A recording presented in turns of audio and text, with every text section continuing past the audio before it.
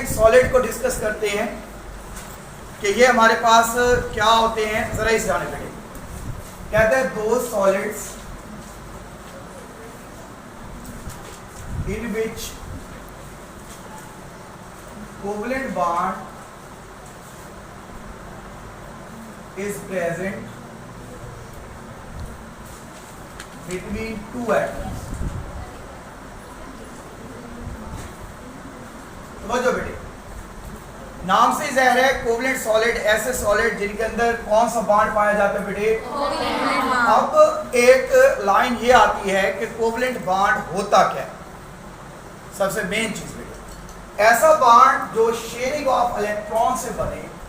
जैसे मैं कहता हूँ यहाँ एक हाइड्रोजन के पास इलेक्ट्रॉन है, एक इसके पास है। अब ये दोनों बेटे बॉन्ड बनाने के लिए क्या करते हैं? इलेक्ट्रॉन की शेयरिंग करते हैं और ये पोजीशन आ जाता है, ये बॉन्ड बन जाता है। ऐसे बॉन्ड को आप किसका नाम देते हैं बेटे? Covalent bond. ठीक है, किसका नाम देते हैं? कोवलेंट बॉन्ड का नाम देते हैं। यानी ये आपके पास हाइड्रोजन है, गौर से बेटे, ये न्यूक्लियस, इसके पास एक इलेक्ट्रॉन है, ये न्यूक्लियस है, इसके पास एक इलेक्ट्रॉन है।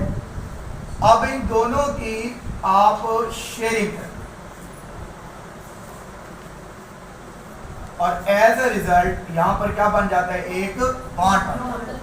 इसे आप किसका नाम देते हैं बेटे? जी, किसका? ठीक है बेटे, ये न्यूक्लियस। अब यहां पर ये आपका कौन सा बॉन्ड कहलाएगा बेटे? कोवलेंट। और जिन सॉलिड्स के अंदर ये बॉन्ड पाया जाता है बेटे, उसे आप किसका नाम देते हैं? Covalent solids. हो गया जी।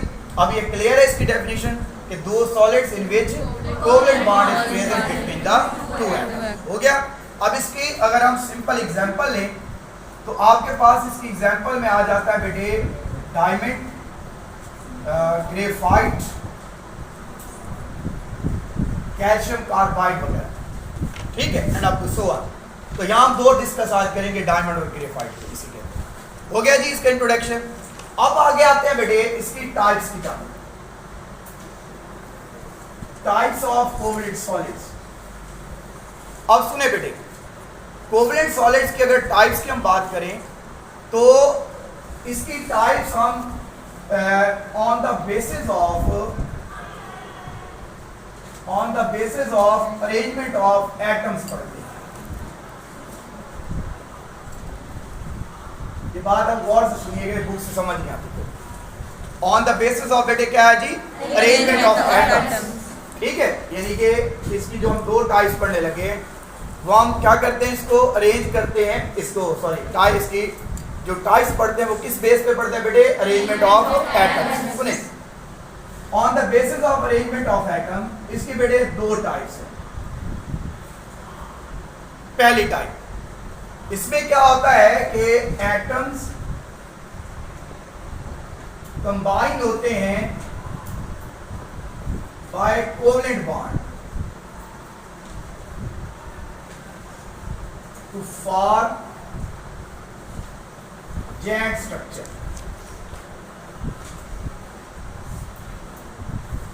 गौर से पता कि इसमें एटम किसके जरिए जुड़े होते हैं बेटे? कनेक्टेड होते हैं बाय कोवलेंट बॉन्ड, और ये बनाते क्या है बेटे? जेड। जेड कहते हैं बड़े स्ट्रक्चर, साइज में बड़ा, लार्ज। ये जेड स्ट्रक्चर बनाते हैं। जैसे इधर देखिएगा बेटे, जैसा कि मैं कहता हूं मेरे पास है डायमंड,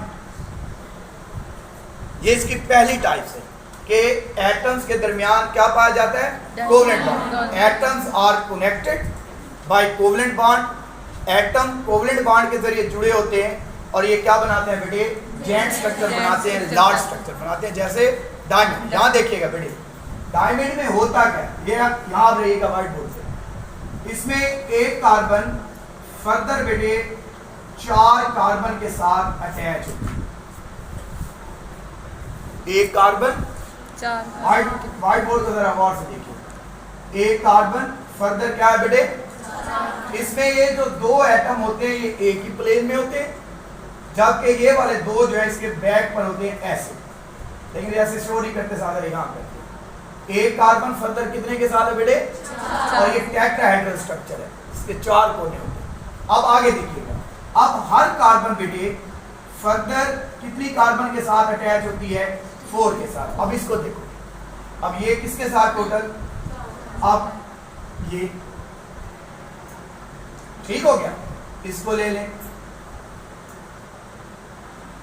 इसको ले लें, फिर अब हर कार्बन को बेटे किसके साथ जोड़ते जाएंगे भाई? 4 के साथ फर्दर अटैच करते हैं, 4 के साथ।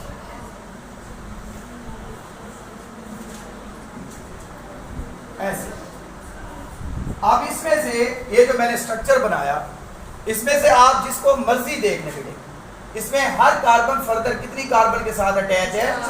टेट्राहेड्रल स्ट्रक्चर्स के साथ हो जाएगा।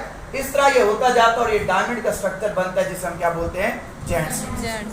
पहली टाइप क्लियर है कि इसमें एटम्स आपस में कनेक्टेड होते हैं। किसके जरिए कनेक्टेड है बेटे? कोवलेंट बॉन्ड के जरिए कनेक्टेड है, और ये बनाते क्या है बेटे? दूसरा बेटे, इसमें एटम्स कनेक्टेड होते हैं, आपस में जुड़े होते हैं टू फॉर्म लेयर स्ट्रक्चर। अब ये बेटे आपस में जुड़ते हैं और ये एक लेयर स्ट्रक्चर्स बनाते हैं, जैसा कि यहां पर हम पढ़ते हैं ग्रेफाइट।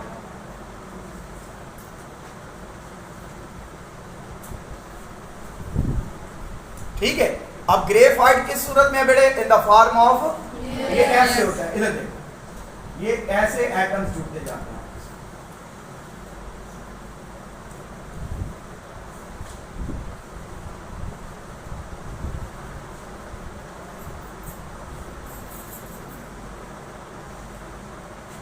ये बेटे किसका स्ट्रक्चर है भला? ग्रेफाइट का स्ट्रक्चर। अब इसमें और इसमें फर्क समझ आए कि यहाँ जेंट स्ट्रक्चर बनता है और यहाँ क्या बनता है बेटे? एटम्स आपस में जुड़ के क्या बनाते हैं? एक लेयर स्ट्रक्चर्स बनाते हैं, जैसे मैंने क्या कहा बेटे? ग्रेफाइट। तो इसकी कितनी टाइप्स हो गई? 2 हो गई, on the basis of arrangement of atoms. Clear हो गया। अब इसकी बेटे डिस्कस करते हैं प्रॉपर्टीज को। यहां तक किसी का क्वेश्चन है तो पूछ सकते हो जाएगा। अब इसकी बेटे प्रॉपर्टीज।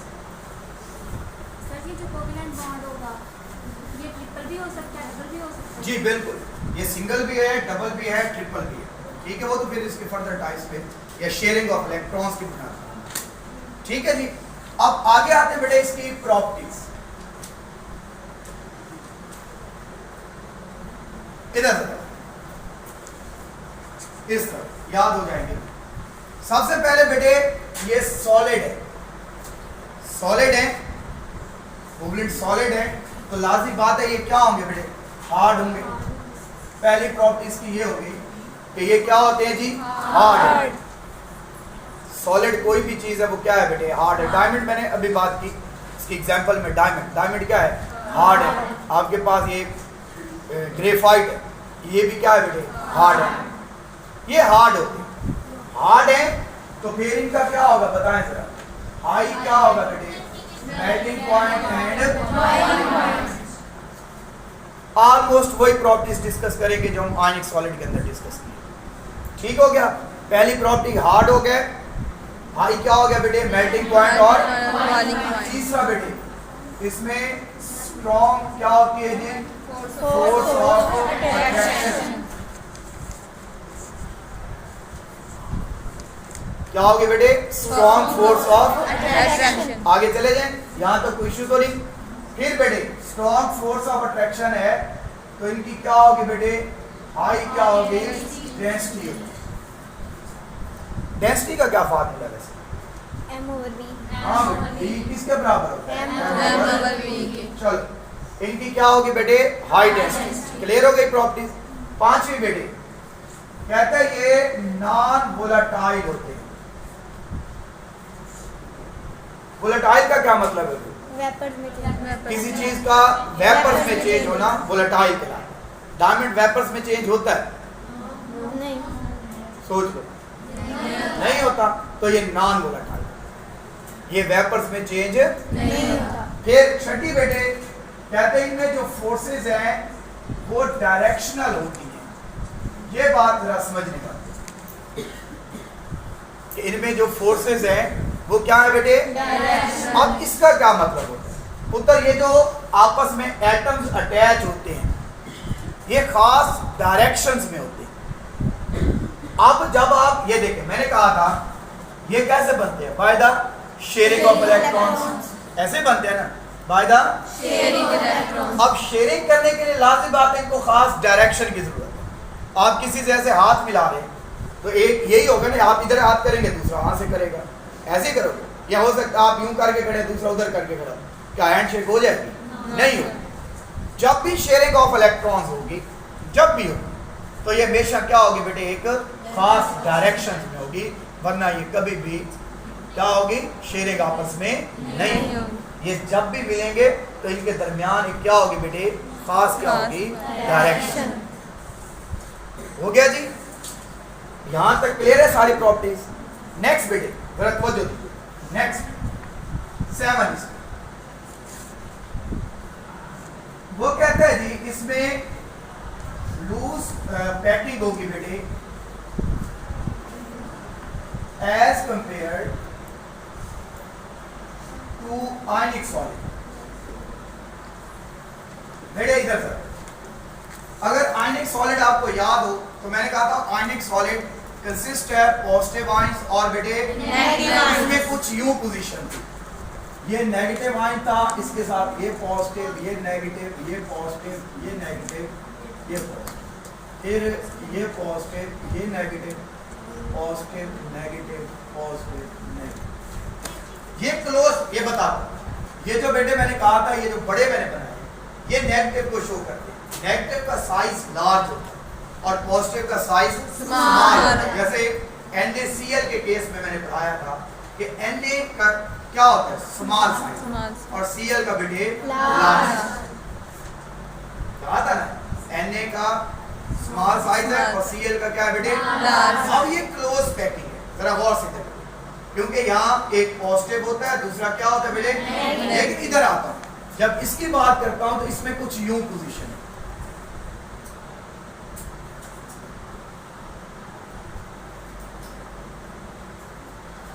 अब यहां देखिए, ये बिल्कुल क्लोज पैकिंग में, और यहां पर क्या है बना? मैंने क्या बना दिया? स्पेस। मतलब पैकिंग इसमें भी है, क्लोज पैकिंग इसमें भी है, लेकिन बेटे आयनिक सॉलिड की निस्बत इनमें क्या है बेटे? कम, कम। ठीक है, लूज। आगे चला जाओ, हो गया ये पॉइंट। उसके बाद नेक्स्ट बेटे इसका पॉइंट देखते हैं, और वो ये है, यहां पर लिखेगा, यहां पर क्वेश्चन ये जो लिखा हुआ है due to absence of free electrons लिखा हुआ है, यहां पर लिखेंगे बेटे why covalent solids are bad conductor of electricity. ये प्रॉपर्टीज भी हो जाएगी आपके 8 में। Why covalent solids are bad conductor of electricity.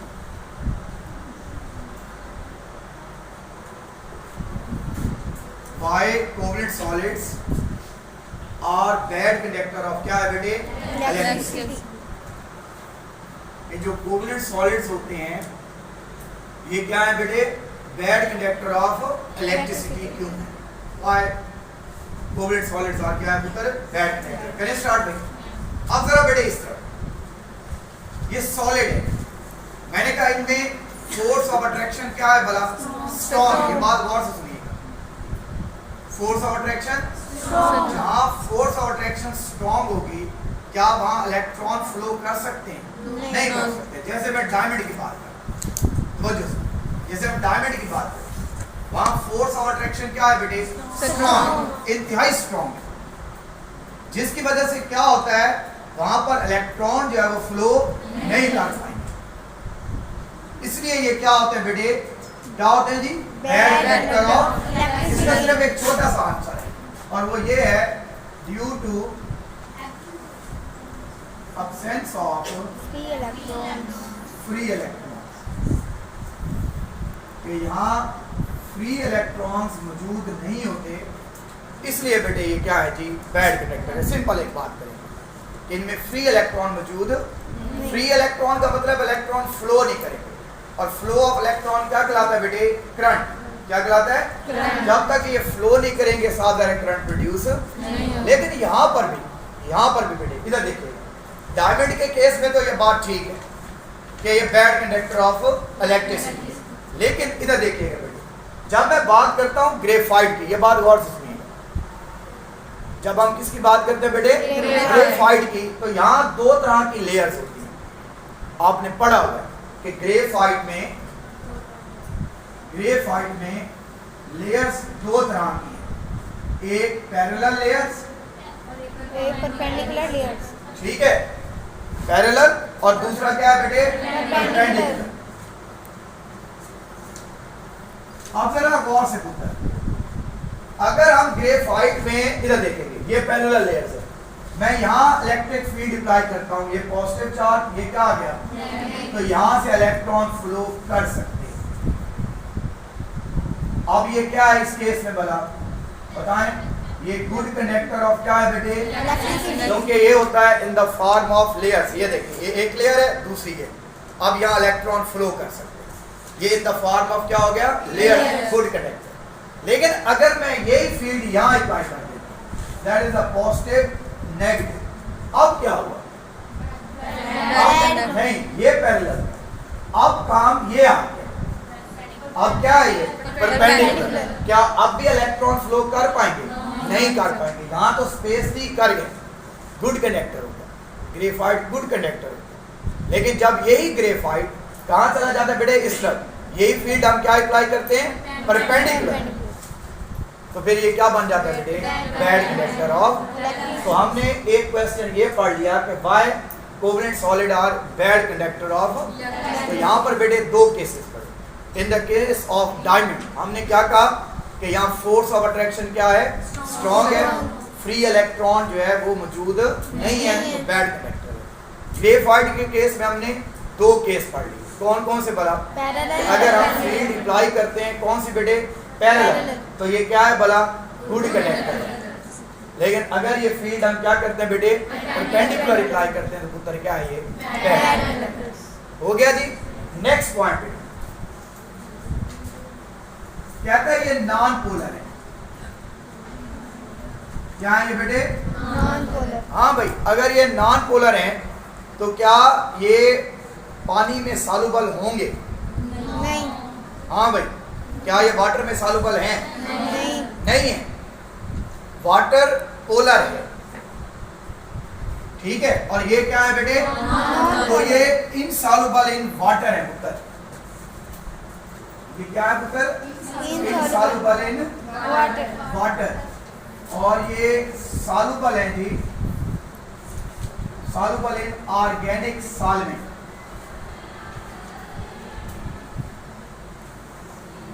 ये इनसॉल्युबल इन वाटर है, पानी में हल नहीं है, लेकिन ये सॉल्युबल है ऑर्गेनिक सॉल्वेंट, जैसा कि बेंजीन, ईथर, कार्बन टेट्राक्लोराइड, ये सारे क्या हैं? ऑर्गेनिक सॉल्वेंट है।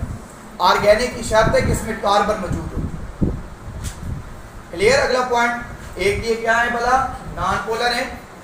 क्या है बेटे? Non polar. तो ये इनसॉल्युबल इन क्या है भला? वाटर। बट सॉल्युबल है किसके अंदर बेटे? Organic solvent। ऑर्गेनिक सॉल्वेंट, जैसा कि बेंजीन, ईथर और हो जाएगा। लेकिन इसमें भी एक केस, जरा इसका भी, इसमें भी एक केस, जैसा कि डायमंड है। डायमंड बेटे ना तो वाटर में सॉल्युबल है और ना ही बेटे ये किसके अंदर है? ऑर्गेनिक। ये किसी के अंदर भी सॉल्युबल। और क्यों नहीं है? Due to high strong force of attraction. समझ आ गई? सॉल्युबल क्या है? ये ऑर्गेनिक सॉल्वेंट। इनसॉल्युबल इन क्या है बेटे? डायमंड किसी के अंदर भी सॉल्युबल।